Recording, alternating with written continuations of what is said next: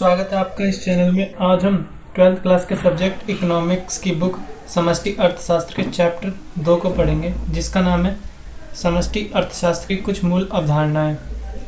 चलिए बिना किसी देरी के चैप्टर को शुरू करते हैं। देखिए, समष्टि अर्थशास्त्र में हम पहले वस्तुओं के वर्गीकरण के बारे में पढ़ेंगे। कोई भी अर्थव्यवस्था होती है, उसमें कई सारी वस्तुएं उत्पादित की जाती हैं तथा उपभोग की जाती हैं। इन वस्तुओं में कपड़े, जूते, मशीन, गोला बारूद, हवाई जहाज, कई सारी चीज़ें आ जाती हैं। तो इसलिए समष्टि अर्थशास्त्र में वस्तुओं का वर्गीकरण को 2 भागों में बांटा गया है। पहला है अंतिम वस्तु तथा मध्यवर्ती वस्तु, और दूसरा है उपभोग वस्तुएं तथा पूंजीगत वस्तुएं। इसके बारे में हम इस चैप्टर में पढ़ेंगे। चलिए देखते हैं अंतिम वस्तुएं कौन सी होती हैं। देखिए, अंतिम वस्तुओं की परिभाषा है, अंतिम वस्तुएं वह वस्तुएं हैं जो उत्पादन की सीमा रेखा को पार कर चुकी हैं और अपने अंतिम प्रयोगकर्ता द्वारा प्रयोग के लिए तैयार हैं। चलिए देखते हैं इस अंतिम वस्तुओं की परिभाषा में हमने 2 चीज़ें पढ़ी, जो वस्तु उत्पादन की सीमा रेखा को पार कर चुके हैं तथा अंतिम प्रयोगकर्ताओं द्वारा प्रयोग के लिए तैयार हैं। इन दोनों चीज़ों को हम आगे पढ़ेंगे। चलिए देखते हैं, जब हम ऐसा कहते हैं कि अंतिम वस्तुओं ने उत्पादन की सीमा रेखा को पार कर लिया है, तो इसका अर्थ होता है उन्होंने उत्पादन की प्रक्रिया अथवा मूल्य वृद्धि की प्रक्रिया को पार कर लिया है। अब देखते हैं उत्पादन की प्रक्रिया, मूल्य वृद्धि की प्रक्रिया क्या होती है। उदाहरण के लिए मान लीजिए एक दुकान है, उसमें पेन रखा हुआ है जो अंतिम प्रयोगकर्ता को बेचने के लिए है। इस पेन में ना तो इंक डालनी है, ना इसकी पैकिंग करनी है, ये पूरी तरह से तैयार है। अब इसमें केवल उस समय मूल्य वृद्धि होगी जब इसे उपभोक्ता को बेचा जाएगा, जो इस पेन का अंतिम प्रयोगकर्ता होगा। यदि दुकान वाले ने पेन को फर्म से 3 रुपये में खरीदा था और उपभोक्ता को 5 रुपये में बेच दिया, तो इस प्रक्रिया में जो पेन के मूल्य में वृद्धि होगी वो 2 रुपये हुई। और ये मूल्य वृद्धि का आखिरी चरण था, क्योंकि एक बार उपभोक्ता को बेचे जाने के बाद, चाहे वो कोई सी भी वस्तु, एक बार उपभोक्ता को बेचे जाने के बाद जो वस्तु का अंतिम प्रयोग करता है, उसे बेचे जाने के बाद वस्तु को उत्पादन की सीमा रेखा के पार मान लिया जाता है। और इस प्रकार जो 5 रुपये वाला पेन है वह एक अंतिम वस्तु के रूप में गिना जाएगा। समझ में आ गया होगा। हमने पढ़ा उत्पादन की सीमा रेखा क्या होती है। चलिए अब हम देखते हैं अंतिम प्रयोगकर्ता कौन होता है।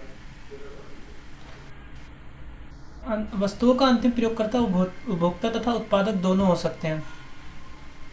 इसीलिए समष्टि अर्थशास्त्र में अंतिम वस्तुओं को 2 भागों में बांटा गया। एक अंतिम उपभोक्ता वस्तुएं, दूसरा अंतिम उत्पादक वस्तुएं।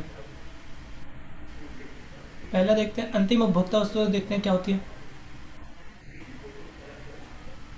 अंतिम उपभोक्ता वस्तुएं वह वस्तुएं होती हैं जिनका अंतिम रूप से प्रयोग उपभोक्ता करते हैं। एक बार हम परिभाषा देखते हैं। चलिए, परिभाषा है वह वस्तुएं जो अंतिम प्रयोगकर्ता द्वारा प्रयोग के लिए तैयार हैं तथा उपभोक्ता इनके अंतिम प्रयोगकर्ता होते हैं। जैसे मैंने बताया था, इनका प्रयोग अंतिम रूप से उपभोक्ता द्वारा किया जाता है। जैसे उपभोक्ता द्वारा उपयोग किया गया दूध और ब्रेड। चलिए नेक्स्ट देखते हैं अंतिम उत्पादक वस्तुएं क्या होती हैं। अंतिम उत्पादक वस्तुएं वह हैं जिनका अंतिम रूप से प्रयोग उत्पादक करते हैं। जैसे किसान द्वारा उपयोग किया गया ट्रैक्टर। किसान कोई ट्रैक्टर लेके आता है, अब उस ट्रैक्टर को वो अंतिम रूप से खुद ही प्रयोग करेगा, ना कि पूर्ण बिक्री करेगा। तो इसलिए वह अंतिम उत्पादक वस्तु हो जाती है। समझ में आ गया होगा। हमने अंतिम वस्तुओं के बारे में पढ़ा। अब हम मध्यवर्ती वस्तुओं के बारे में पढ़ते हैं। मध्यवर्ती वस्तुओं की 2 परिभाषाएं हैं। एक एक करके दोनों परिभाषा को जानेंगे। पहले फर्स्ट परिभाषा को पढ़ते हैं, क्या है। पहली परिभाषा है मध्यवर्ती वस्तुएं वह वस्तुएं होती हैं जिन्होंने अभी तक उत्पादन की सीमा रेखा को पार नहीं किया है और इन वस्तुओं में भी मूल्य वृद्धि की जानी है तथा जो अभी तक अंतिम प्रयोगकर्ता द्वारा प्रयोग के लिए तैयार नहीं है। जैसे एग्जाम्पल देखते हैं, कोई फर्म है, वो किसी वस्तु का उत्पादन करता है। अब उस फर्म ने अपनी वस्तु को दुकानदार को बेचा, दुकानदार ने किसी और दुकानदार को बेचा। तो जब तक वस्तु की पुण्य बिक्री की जाती है तब तक वस्तु मध्यवर्ती वस्तु में गिनी जाती है, और जब एक बार वस्तु को अंतिम प्रयोगकर्ता को बेच दिया जाता है तो उस वस्तु को उत्पादन की सीमा रेखा के पार माना जाता है और वस्तु अंतिम वस्तु में गिनी जाने लगती है। समझ में आ गया होगा। नेक्स्ट परिभाषा देखते हैं मध्यवर्ती वस्तुओं की। मध्यवर्ती वस्तुओं की सेकंड परिभाषा देखते हैं। मध्यवर्ती वस्तुएं वह वस्तुएं होती हैं जिन्हें एक फर्म द्वारा दूसरे फर्म से कच्चे माल के रूप में अथवा पुनः बिक्री के लिए खरीदा जाता है। उदाहरण के लिए मान लीजिए पेन बनाने वाला कोई फर्म है, उसने प्लास्टिक खरीदी, तो प्लास्टिक जो है वो एक मध्यवर्ती वस्तु है, क्योंकि जो फर्म है वो प्लास्टिक से पेन बना के उसके प्लास्टिक के मूल्य में मूल्य वृद्धि कर देगा, और यहाँ पे जो प्लास्टिक है वो कच्चे माल के रूप में प्रयोग होगी पेन बनाने के लिए। समझ में आ गया होगा। फर्स्ट पॉइंट का एग्जांपल ये था।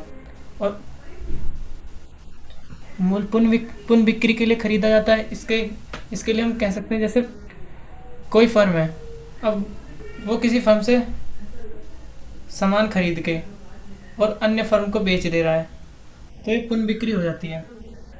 किसी वस्तु को खरीदना, उसे दोबारा बेच देना। तो जब तक वस्तु को दोबारा बेचा जाता है तब तक वह मध्यवर्ती वस्तु ही कहलाती है, और एक बार वस्तु को अंतिम प्रयोगकर्ता को बेचे जाने के बाद वह अंतिम वस्तु हो जाती है। समझ में आ गया होगा टॉपिक। चलिए देखते हैं कैसे मध्यवर्ती वस्तुओं का मूल्य अंतिम वस्तुओं के मूल्य का एक भाग होता है। उदाहरण से समझते हैं। मान लीजिए कोई फर्म है, उसने 6,000 रुपये के मूल्य की प्लास्टिक खरीदी और उसे 12,000 के पेन में बदल दिया। तब पेन, जो कि अंतिम वस्तु माना गया है, के मूल्य में प्लास्टिक का मूल्य जुड़ा होगा, क्योंकि प्लास्टिक एक मध्यवर्ती वस्तु है। इसी वजह से जब राष्ट्रीय आय या राष्ट्रीय उत्पाद का अनुमान लगाते हैं तो इसमें केवल अंतिम वस्तुओं के मूल्य को ही शामिल किया जाता है, क्योंकि अगर मध्यवर्ती वस्तुओं के मूल्य को जोड़ा जाएगा तो राष्ट्रीय आय या राष्ट्रीय उत्पाद में दोहरी गणना की समस्या उत्पन्न हो सकती है। दोहरी गणना की समस्या को हम नेक्स्ट चैप्टर में पढ़ेंगे। समझ में आ गया होगा।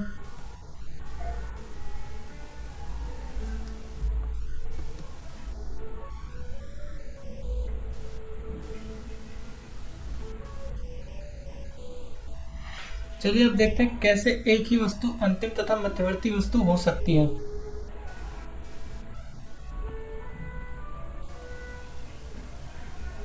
एक ही वस्तु अंतिम अथवा मध्यवर्ती वस्तु हो सकती है। यह अंतर वस्तुओं के अंतिम प्रयोग पर निर्भर करता है। उदाहरण के लिए जैसे एक विद्यार्थी है, कोई स्टूडेंट है, उसने एक कागज खरीदा, तो यह अंतिम वस्तु माना जाएगा, क्योंकि विद्यार्थी उस कागज का अंतिम रूप से इस्तेमाल खुद ही करेगा। परंतु जब एक प्रकाशक कागज खरीदता है तब यह एक मध्यवर्ती वस्तु बन जाता है, क्योंकि प्रकाशक जो है वो उस कागज को पुस्तक में बदल के उसे बाजार में पुनः बिक्री करेगा। इसलिए समझ में आ गया होगा। अब देखते हैं टॉपिक उपभोग वस्तुएं तथा या उपभोक्ता वस्तुएं होती क्या हैं। उपभोग या उपभोक्ता वस्तुएं वे वस्तुएं होती हैं जो मानवीय आवश्यकताओं को प्रत्यक्ष रूप से संतुष्ट करती हैं। यह वस्तुएं खरीदने पर परिवार द्वारा उपभोग की जाती हैं। जैसे परिवार द्वारा उपयोग किया गया ब्रेड या पेप्सी यानी कोको कोला।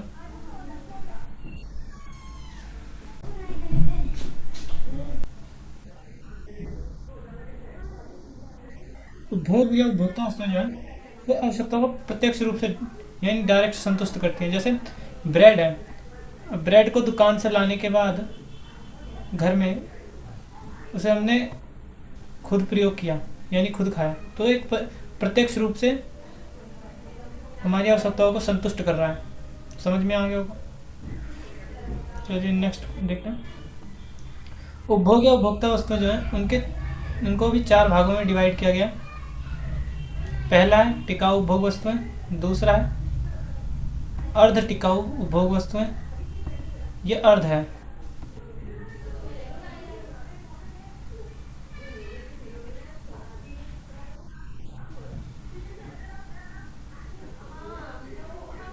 ये अर्ध टिकाऊ उपभोग वस्तुएं। तीसरा है गैर टिकाऊ अथवा एकल उपयोग वस्तुएं, उपयोग उपभोग वस्तुएं, और चौथा है सेवाएं।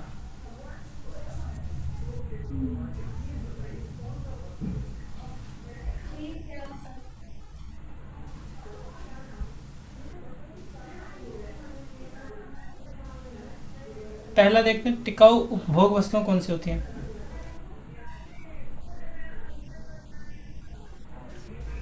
टिकाऊ उपभोग वस्तुएं वे वस्तुएं होती हैं जिनका उपयोग कई वर्षों तक किया जा सकता है तथा जिनका अन्य वस्तुओं की तुलना में मूल्य भी अधिक होता है, और इन वस्तुओं का अंत तक बार बार उपयोग किया जा सकता है, जैसे टीवी, रेडियो, कार, स्कूटर।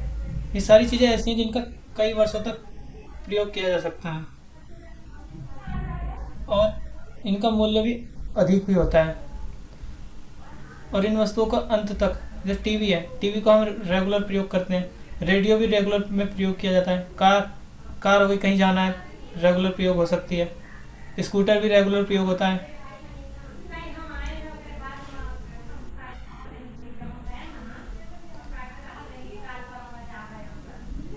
अब देखते हैं अर्ध टिकाऊ उपभोग वस्तुएं कौन सी होती हैं।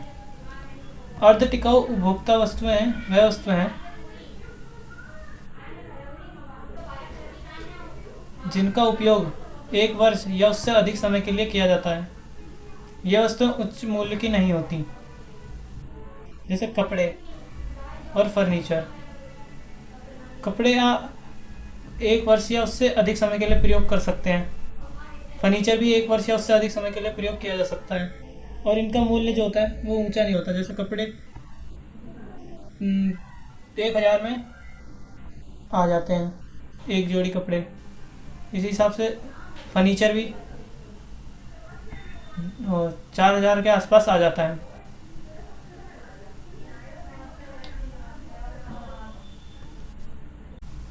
हमने उपभोग तथा उपभोक्ता वस्तु या उपभोक्ता वस्तुओं के बारे में पढ़ा। अब हम पूंजीगत वस्तुओं के बारे में पढ़ते हैं कि देखते हैं पूंजीगत वस्तुएं होती क्या हैं। पूंजीगत वस्तुएं उत्पादकों की स्थिर परिसंपत्तियां होती हैं। उत्पादकों की स्थिर परिसंपत्तियां के लिए हम एग्जांपल ले सकते हैं प्लांट या मशीनरी। जो पूंजीगत वस्तुएं हैं इनका उत्पादन की प्रक्रिया में कई वर्षों तक प्रयोग किया जाता है। इन वस्तुओं का मूल्य उच्च होता है तथा इन वस्तुओं का प्रयोग करने से इनका मूल्यह्रास होता है। यानी देखिए जो मशीन है, मशीन का किसी वस्तु के उत्पादन में कई वर्षों तक प्रयोग किया जाता है, और मशीन कोई भी मशीन है, मान लीजिए कोई फर्म है जिसमें गत्ते का निर्माण होता है। अब उसमें लगी मशीनें 1-2 रुपए की तो होंगी नहीं, कम से कम 1-1.5 लाख की होंगी, तो इनका मूल्य भी उच्च होता है। और जो पूंजीगत वस्तुओं के प्रयोग से इनका मूल्यह्रास होता है। मूल्यह्रास का मतलब होता है स्थिर परिसंपत्ति के निरंतर प्रयोग से जो उसके मूल्य में कमी आती है उसे मूल्यह्रास कहते हैं। तो जो पूंजीगत वस्तुएं हैं उनके निरंतर प्रयोग से उनका मूल्यह्रास होता है। और मूल्यह्रास का टॉपिक हम आगे चल के अच्छे से समझेंगे। समझ में आ गया होगा पूंजीगत वस्तुएं क्या होती हैं। देखिए हमने पढ़ा पूंजीगत वस्तुएं क्या होती हैं। अब हम पढ़ते हैं नेक्स्ट हेडिंग है सभी पूंजीगत वस्तुएं जो हैं वह उत्पादक वस्तुएं होती हैं। जो पूंजीगत वस्तुएं वो उत्पादक वस्तुएं होती हैं, परंतु जो उत्पादक वस्तुएं हैं वह पूंजीगत वस्तुएं नहीं होती। इसको समझने के लिए पहले हम समझते हैं उत्पादक वस्तुएं क्या होती हैं। उत्पादक वस्तुएं वह वस्तुएं होती हैं जिनका प्रयोग अन्य वस्तुओं के उत्पादन के लिए किया जाता है। किसी भी वस्तु के उत्पादन के लिए केवल दो चीज़ें चाहिए होती हैं, एक तो कच्चा माल और एक स्थिर परिसंपत्ति यानी मशीनें।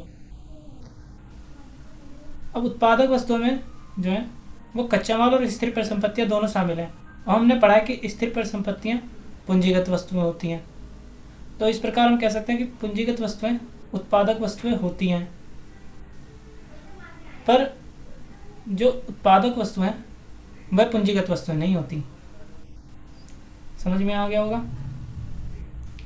हमने समष्टि अर्थशास्त्र के वस्तुओं के वर्गीकरण का टॉपिक समझ लिया है।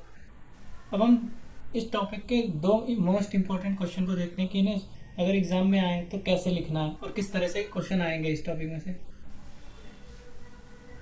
पहला क्वेश्चन है अंतिम वस्तुओं तथा मध्यवर्ती वस्तुओं में अंतर। ये एक बहुत ही महत्वपूर्ण क्वेश्चन है। इसका आंसर देखते हैं कैसे लिखना है। किसी भी समझती मतलब इकोनॉमिक्स में अगर कभी भी डिफरेंस करने के लिए आता है तो सबसे पहले आपको साइड में लिखना है अंतर का आधार, फिर जिन चीज़ों में अंतर करना है उनके बारे में उनको लिखना है, फिर उसके पॉइंट लिखने हैं। जैसे पहला पॉइंट है परिभाषा। अब इसमें लिखा है अंतिम वस्तु है वह वस्तु है जिन्होंने उत्पादन की सीमा रेखा को पार कर लिया है, और मध्यवर्ती वस्तु है वह वस्तु है जो उत्पादन की सीमा रेखा को पार नहीं किया है जिन्होंने। वही है जो हमने परिभाषा में पढ़ा था। सेकंड पॉइंट है पुनः बिक्री।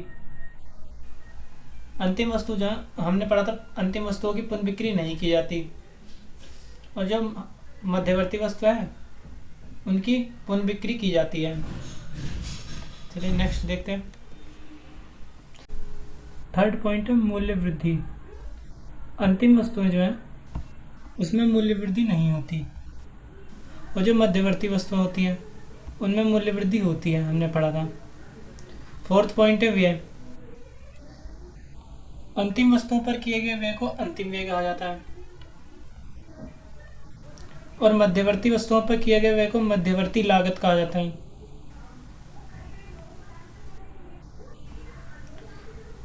फिफ्थ पॉइंट है राष्ट्रीय आय। हमने पढ़ा था अंतिम वस्तुओं को राष्ट्रीय आय के आकलन में शामिल किया जाता है, पर जो मध्यवर्ती वस्तुएं हैं उनको राष्ट्रीय आय के आकलन में शामिल नहीं किया जाता, क्योंकि इससे दोहरी गणना की समस्या उत्पन्न हो सकती है। समझ गए होंगे। चलिए नेक्स्ट क्वेश्चन देखते हैं। दूसरा सबसे मोस्ट इंपोर्टेंट क्वेश्चन है उपभोग वस्तुएं तथा पूंजीगत वस्तुओं में अंतर।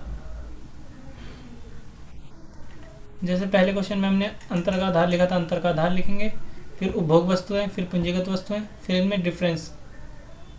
पहले परिभाषा। उपभोग वस्तुएं मानवीय आवश्यकताओं को प्रत्यक्ष रूप से संतुष्ट करती हैं, जो हमने परिभाषा पढ़ी थी वही है। पूंजीगत वस्तुएं मानवीय आवश्यकताओं को प्रत्यक्ष रूप से संतुष्ट नहीं करती, तथा ये वस्तुएं अन्य वस्तुओं के उत्पादन के लिए प्रयोग की जाती हैं। जैसे हमने परिभाषा में पढ़ा था कि पूंजीगत वस्तुएं स्थिर परिसंपत्तियां होती हैं जो अन्य वस्तुओं के उत्पादन के लिए प्रयोग की जाती हैं। अब सेकंड, चलिए देखते हैं सेकंड पॉइंट प्रयोग। उपभोग वस्तुएं उपभोग वस्तुओं को खरीदने पर परिवार द्वारा उपभोग किया जाता है। जो उपभोग वस्तु होते हैं इनका जब खरीदा जाता है तो परिवार द्वारा किसी उपभोग की जाती हैं, और जो पूंजीगत वस्तुएं वह वस्तुएं उत्पादकों द्वारा अधिक उत्पादन के लिए प्रयोग की जाती हैं, जैसे हमने पढ़ा था। नेक्स्ट देखते हैं। तीसरा पॉइंट है व्यय। उपभोग वस्तुओं पर किए गए व्यय को उपभोग व्यय कहा जाता है, और पूंजीगत वस्तुओं पर किए गए व्यय को निवेश व्यय कहा जाता है, क्योंकि पूंजीगत वस्तुएं स्थिर परिसंपत्तियां होती हैं, जैसे प्लांट या मशीन, और जो मशीन होती है उसको खरीदने से एक तरीके से निवेश हो गया, क्योंकि इससे उत्पादक की जो आय होगी वो बढ़ेगी अधिक उत्पादन से। अब फोर्थ पॉइंट है उदाहरण। उपभोक्ता वस्तुओं का उदाहरण दूध और आइसक्रीम, और उत्पादक और पूंजीगत वस्तुओं का उदाहरण है प्लांट तथा मशीनरी। हमने 2 क्वेश्चन पढ़े जो एग्जाम में बहुत बार आ चुके हैं, दोनों को लिखने का तरीका देखा।